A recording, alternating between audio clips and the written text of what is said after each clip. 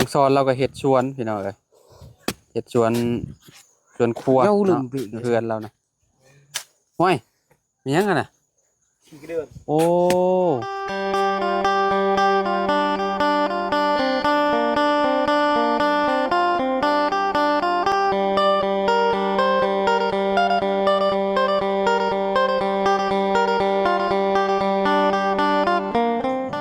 กราบสบายดีสวัสดี FC บัสสุขุสุคนเนาะบ่ว่าสิอยู่ใน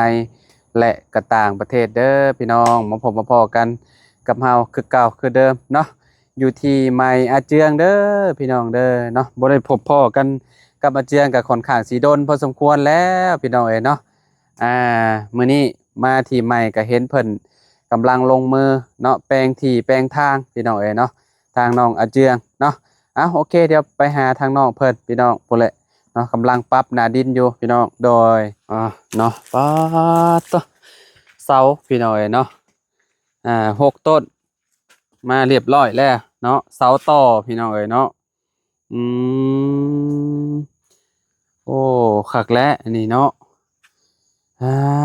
ต่อเนาะฝั่งนี้จะเป็นเครื่องปลูกของฟังพี่น้องเอ้ยโอ้คักเนาะสะอาดแล้วบาทนี่โอ้เอาสบายดีน้องนี่มีเอาไว้ลวกกินเด้อเนาะพี่น้องเอ้ยเนาะทางน้องเพิ่นกับมื้อนี้เนาะขออนุญาตแน่เนาะอึ๊บหากับมาเฮ็ดบ่นี่น่ะโดยไปไสมานี่ไปแต่เช้านี่ไปแก้กล้วยไปแก่กล้วย โดยไปแก่กล้วยซอยกับเจ้าบ่เลยนะใด ไปหับจ้างเวียดไปรับจ้างเวียดโดยอืมเพิ่นให้วันเท่าใดหะน้องให้เป็นเที่ยวเที่ยวโดยคันตัดแบบส่วนบ่ขึ้นผู้60,000ใส่รถใหญ่ปานใดเที่ยวหนึงประมาณใส่รถจักรนี่ประมาณ8เครืออ๋อไปแก้อยู่เวียดโดยเนาะโอ้ทางน้องชายโดยน้องซอนพี่น้องเนาะมาซอยอาเจืองเนาะโดยอ่าใครเนี่ยแต่ดินมันอ่อนเนาะโดยพี่น้องเอ้ยดินมันอ่อนหั่นน่ะขุดก็ง่ายแน่เนาะน้องซอนเฮงไวต่อพี่น้องเอ้ยเนาะเจ้าว่าปลูกผักสิงามบ่น้องซอนงาม ดินแบบนี้เนาะก็สิงามคักข่อยว่ามันดินดำมาดีหรอพี่น้องเอ้ยเนาะคักเลยนี่นุ่มเวลาเฮาขุดก็ได้บ่ได้แข็งมันยังซะนั่นน่ะมันบ่มันโอ้มันต้นมันต้นพี่น้องเอ้ยเนาะน้องซอนเราก็เฮ็ดชวนพี่น้องเอ้ยเฮ็ดชวนครัว เจ้าลืม เนาะ ปิด เพื่อนเรานะห้วยมีหยังกันน่ะ ขี้เดือน โอ้ อยู่ประเทศไทยเขาเก็บมีหมด ใช่ เขากินหมดขี้เดือน บ่แล้ว นี่ยัง เป็นเจ้าต่างแห่งเอาจักเอาเฮ็ดหยังแล้วบ่จักเจ้าเห็นบ่กับเจ้าต่างแห่ง เส้นลาย เนาะเป็นเจ้าเอาไปเฮ็ดหยังพี่น้องคอมเมนต์มาแหน่น้องซอนว่าอยู่ฝั่งไทยกินบ่ขี้กระเดือนวะข่อยบ่กล้ากินดอกข่อย ต่างแห่งเอาไปเฮ็ดอันน่ะฝุ่นน่ะมั้งฝุ่นเนาะเอาไว้หดพอกหดพักก็หลายอีหลีเนาะน้องซอนเนาะขี้กระเดือนเนาะดินอุดมสมบูรณ์ได้ซะอันนี้นี่มันมีขี้กระเดือนอยู่ก็บ่ไปใส่เบ็ดจะว่าคักบ่จักนี่เนาะพี่น้องเอ้ยเนาะใส่เบ็ดปลาหมักคือหยังนะปลาดุกนี่มันมีเชยอยู่นี่เนาะ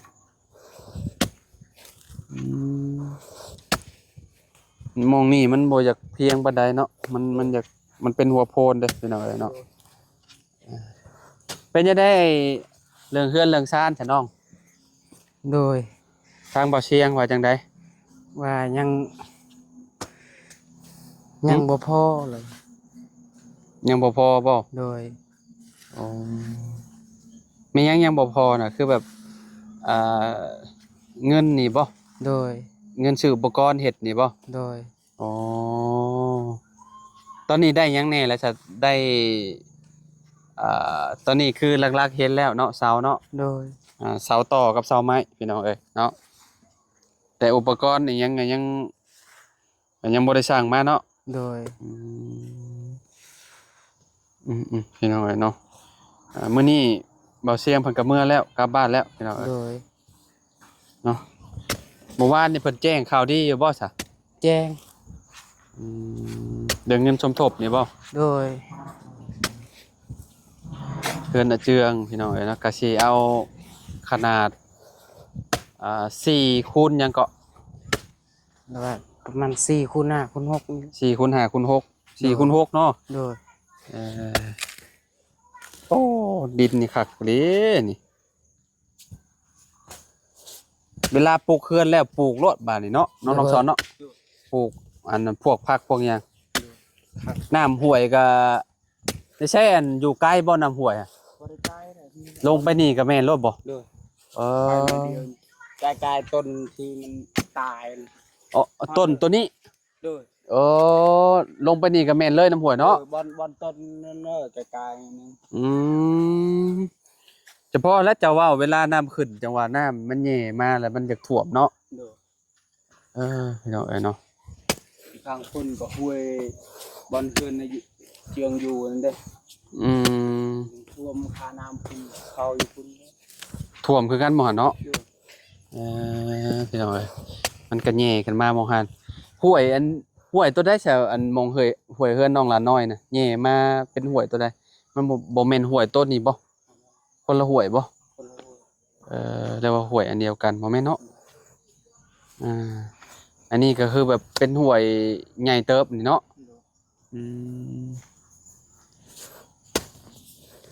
เอานี่แหละค่อยปรับไปเนาะน้องซอน โดย ค่อยปรับไปเรื่อยน้องซอนนี่โคตรมีน้ำใจเลยพี่น้องแบบว่าสุดยอดเลยเนาะซอยเล็กน้อยนี่แหละ ซอยกันเนาะ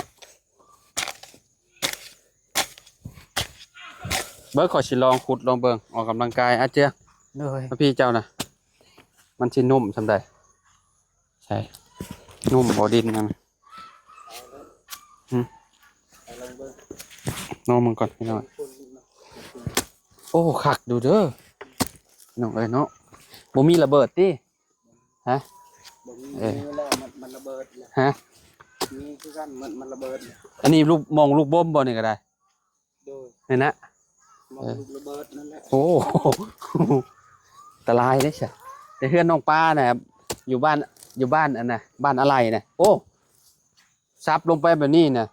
ถูกรถลูกปืนน่ะ มื้อนั้นข่อยไปขุดซอยกับเจ้าน่ะ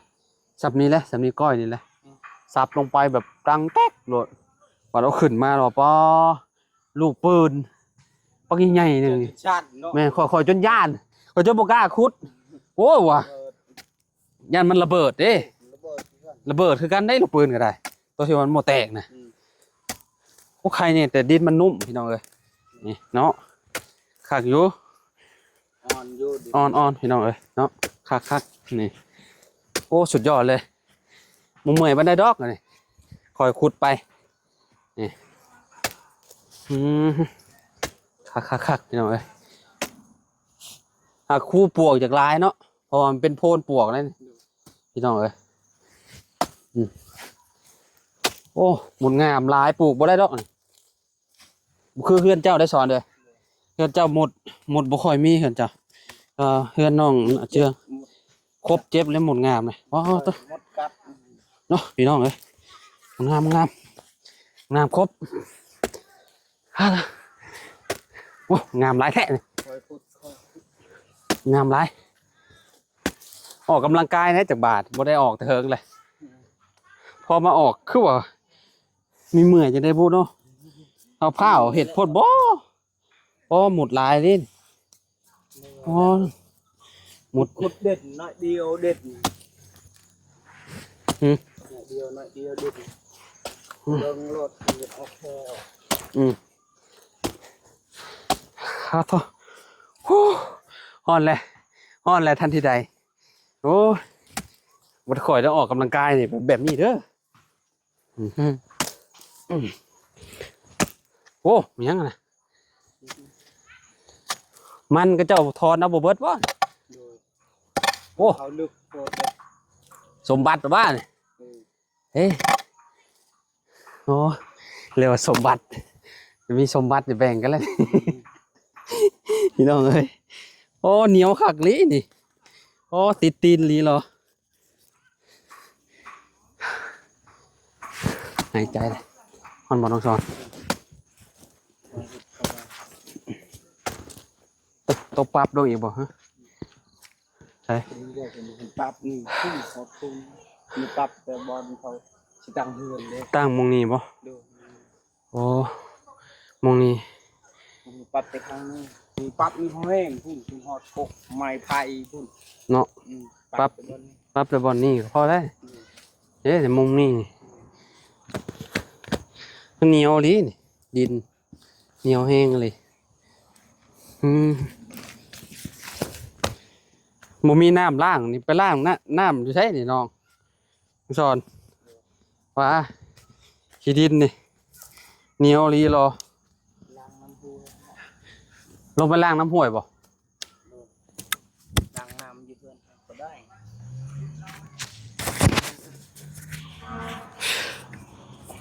หมุนงามครบเก็บจิ้มหายเลยโอ้ ชัวร์ ใช่ป่ะคนจะขุด มันแต่ว่ามันสิฮักโยก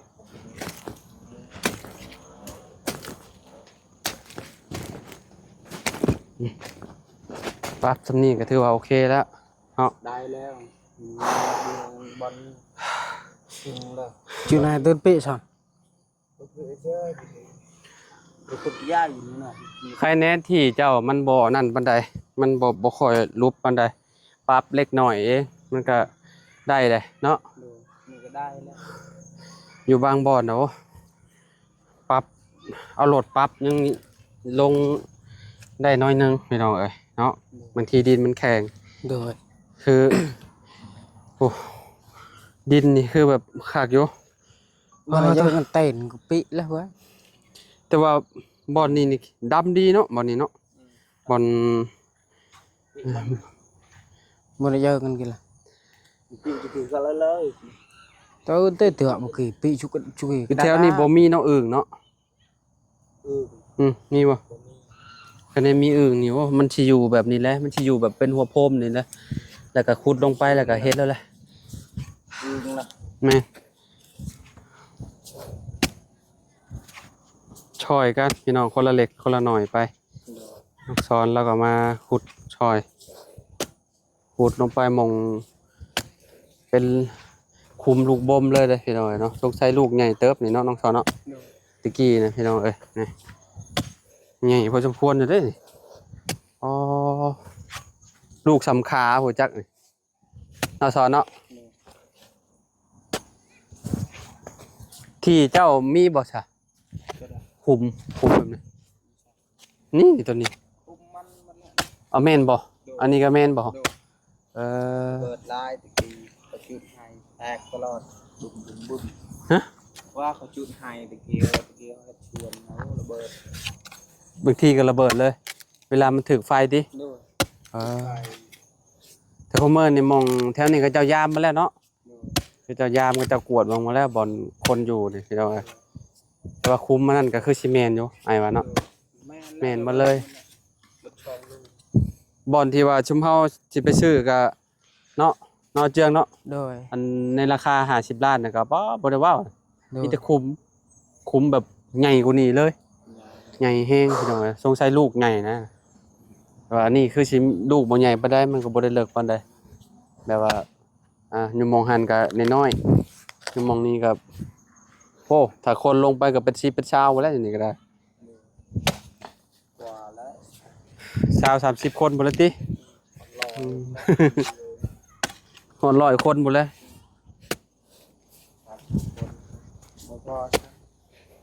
มันใหญ่เนาะโอ้ระดับเกือบ100 คนก็ต้องซ้อนว่าวดีแล้วนี่ลงไปนี่คะแนนลงไปก่อนกันอยู่นี่คน โอ้มันอยู่รูปเนาะพระเจ้าถอนออกบ่เบิดถอนบ่ได้อยู่ลึกโพดกลับมาจะโมงหาเจือไปคนกล้วยนะ12 โมง12 โมงบ่โดยได้จักพันมาคันหนึงวันได้จักแสนบ่เวียนให้นะเวียนให้60,000ล่ะโอ้ใน60,000โดยเที่ยวเดียวอ่ะเที่ยวเดียวบ่โดยแกไปเวียดเลยทั้งซ้อนก็เคยไปคนบ่ให้เวียดไปเวียดกันตัดขึ้นภูแล้วก็100,000นี่ตัดคนใช้รถจักรเขาเองนี่บ่รถจักรเขารถจักรเขาโดยมีแต่เฮาไปขับให้เขาแล้วก็คนออกมาให้เขา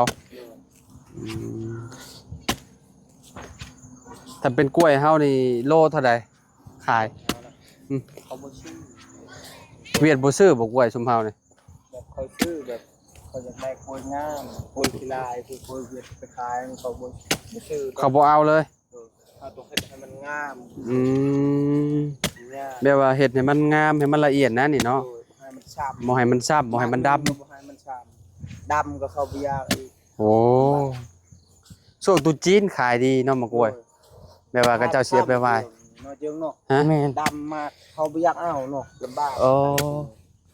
ดำแบบมันซ้ำๆซ้ำได้ซ้ำหนึ่งก็บ่เอาแล้วติยากโอ้ขายกล้วยนี่ยากเนาะขายแถวเฮาบ้านนั้น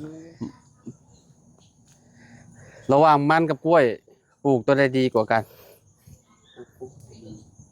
มันนี่คือว่ามันปีละหนึ่งแต่ว่ากล้วยนี่ได้ตัดตลอดได้ตัดตลอดเดือนนึงตัดอีกเดือนนึงได้ตัดตลอด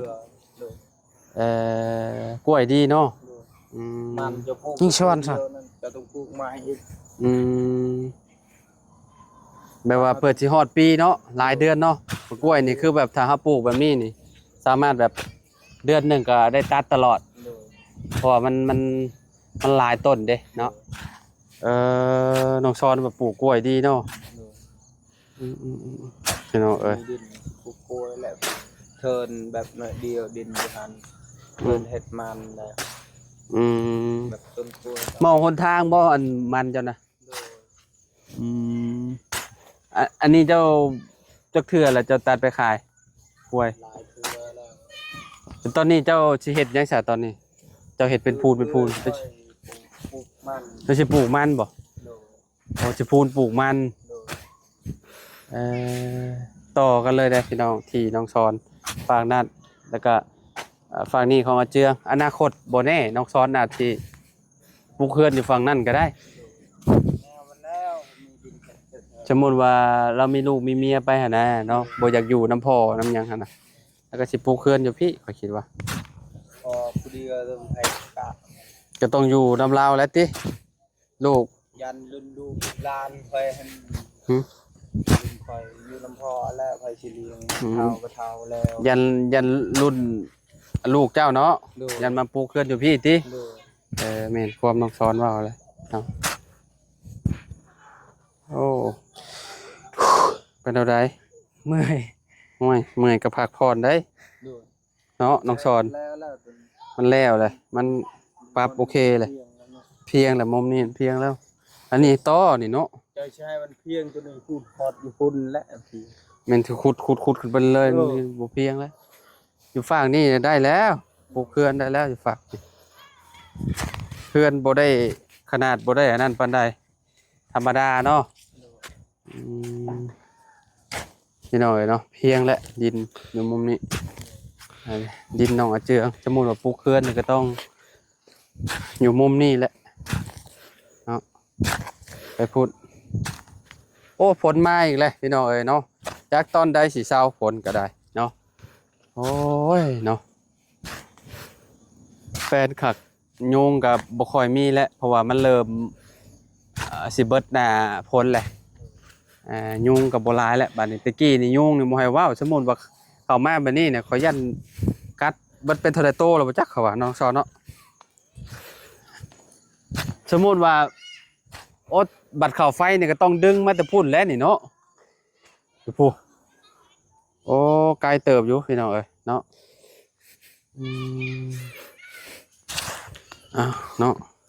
ประมาณนี้เนาะก็ดีใจนำมาเจืองเพิ่นพี่น้องเอ้ยเนาะ โดย ก็สิได้เฮือนได้ซานเนาะแต่ว่าตอนนี้ก็ยังบ่พอดอกพี่น้องเอ้ยเนาะยังมีหลายอย่างอยู่ที่ขาดเนาะน้องเนาะ โดย ก็ค่อยเป็นค่อยไปพี่น้องเอ้ยเนาะทางผู้ใหญ่ใจะดีมันก็เนาะสุดช่วยมาได้ทีได้ทางและเนาะแล้วก็ได้เสาเฮือนเสาซานและพี่น้องเอ้ยเนาะต่อไปก็มีแต่รอรุ่นนำกันว่าสิเป็นจังใดต่อไปเนาะน้องเนาะ อ่าเอาจังได้ก็เนาะดีใจนำเด้อ โดย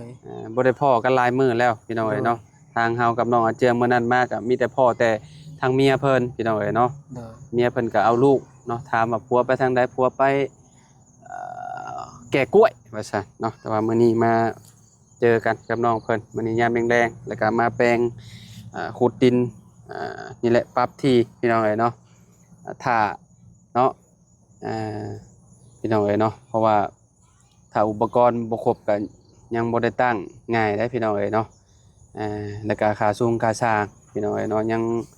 ขาดอยู่ค่าสร้างก็ได้เนาะ โดย หลายนะพี่น้องเอ้ยเนาะเป็นพวกรูสอกรูซิ่งแล้วก็มีอ่